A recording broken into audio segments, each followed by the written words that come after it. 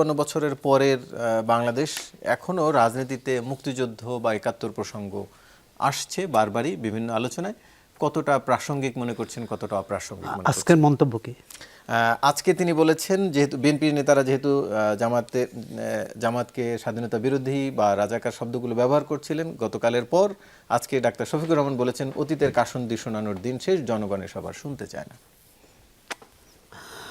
সেটা হচ্ছে আসলে আমাদের রাজনীতিকদের দৃষ্টি সামনে নয়, পিছনে। তো সুতরাং তারা এই মানে অতীত নিয়ে যতটা তর্ক বিতর্ক এবং বাহাস করছেন, সামনে কি করবেন জনগণের জন্য, জনগণের এই যে একটা প্রায় কি বলে প্রায় স্থবির দেশের অর্থনীতিকে কিভাবে চাঙ্গা করবেন, কিভাবে এই নিত্যপণ্যের দাম কমাবেন, কিভাবে বেকার সমস্যার সমাধান করবেন, কিভাবে বন্ধ কলকারখানা চালু করা যাবে, কিভাবে মানে জনগণের জীবনযাত্রা স্বাভাবিক করা যাবে, নিরাপত্তা দেয়া যাবে, এসব নিয়ে তাদের কথাবার্তা কিন্তু কম। ৭১ অবশ্যই প্রাসঙ্গিক থাকবে, যে শুধু নির্বাচনে নয়, আমাদের প্রত্যেক জীবনে, প্রতিদিনের জীবনে। আমার সমালোচক আমি শুনছিলাম যে আমরা বাংলাদেশি, কিন্তু আমরা বাঙালিও। জাতিগত পরিচয়ে তো আমরা বাঙালি, রাষ্ট্রীয় পরিচয়ে আমরা বাংলাদেশি।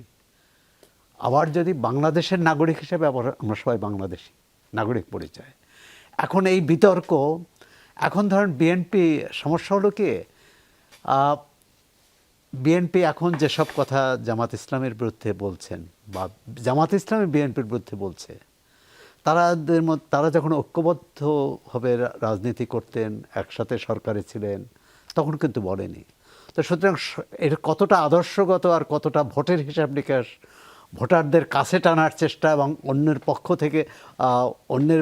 পক্ষে যাতে ভোটার না যান সেই চেষ্টা, এই বিতর্ক তো আছেই। আমরা চাই একটা সুন্দর, সুষ্ঠু, শান্তিপূর্ণ পরিবেশে নির্বাচনটি হোক, জনগণ যাতে নির্ভয়ে ভোট দিতে পারেন এবং নির্বিঘ্নে বাসায় ফিরে আসতে পারেন। সরকারের দায়িত্ব সেই পরিবেশটা রক্ষা করা। নির্বাচন কমিশনও সেটা পারছে না, সরকারও পারছে না। রাজনৈতিক দলগুলোর যে দায়িত্ব, প্রতিযোগী রাজনৈতিক দলগুলোর, মানে তারা ভোটের হিসাব নিকাশ থাকবে, কিন্তু সবার উপরে তো দেশ, সবার উপরে মানুষের নিরাপত্তা। এখন কেউ কারো পছন্দ, এটা যদি কেউ এটা ভাবার কারণ নেই যে বাংলাদেশের সব ভোটার এক বাক্সে ভোট দেবে বা এক প্রতীকের ভোট দেবে। এবং রাজনীতিতে এটা ঠিকই সত্যিই বলেছেন যে সমানে সমান লড়াইটা হচ্ছে না। তো সুতরাং সমানে লড়াই যখন হচ্ছে না, তখন এই চাপানোতর মনস্তাত্ত্বিক যুদ্ধটা বেশি, মাঠের যুদ্ধের চেয়ে এটা মনস্তাত্ত্বিক যুদ্ধটা বেশি।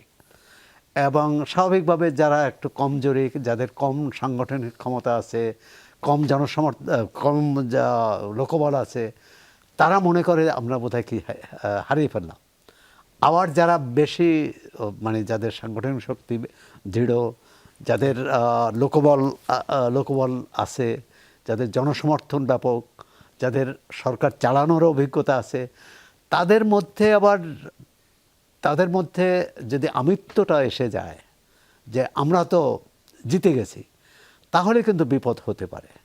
সেটা ৯১ সালের নির্বাচনের উদাহরণ দিয়ে বলবো যে ও সময় আওয়ামী লীগের নেতারা, তারা পোর্টফোলিও ভাগ করে ফেলছিলেন যে কে কোন মন্ত্রণালয় নেবেন।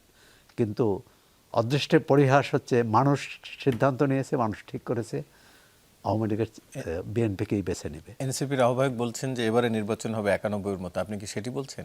আমি সেটা বলছি না। ৯১ তো ছিল সমানে সমান লড়াই, দুটোর মধ্যে পার্থক্য আছে। এখন তো সমানে সমান লড়াইটা হচ্ছে না। এখন যদি এমন হতে পারে ভোট বিপ্লব হয়ে যেতে পারে নীরবে, মানে কিন্তু আমরা মাঠে দেখছি না। আর সেটি আপনি জামাত ইসলামের একটা জনসভা দেখুন আর বিএনপির জনসভা, আর জামাত ইসলামের যে জোট শরিক দলগুলোর মধ্যে সাংগঠনিক শক্তি কিছুটা এনসিপিরই আছে, অন্য দলের তেমন সাংগঠনিক শক্তি নেই, দুই একটি পকেট ছাড়া।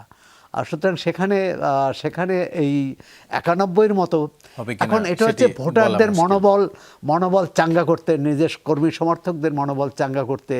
আর রাজনীতিকরা তো অনেক কথা বলবেন, তবে এটা ভাবার কারণ নাই এই নির্বাচনে যারা পরাজিত হবে একেবারে তাদের মানে কি বলে, তারা রাজনীতি মাঠ থেকে হারিয়ে যাবেন এটা ভাবার কারণ নেই।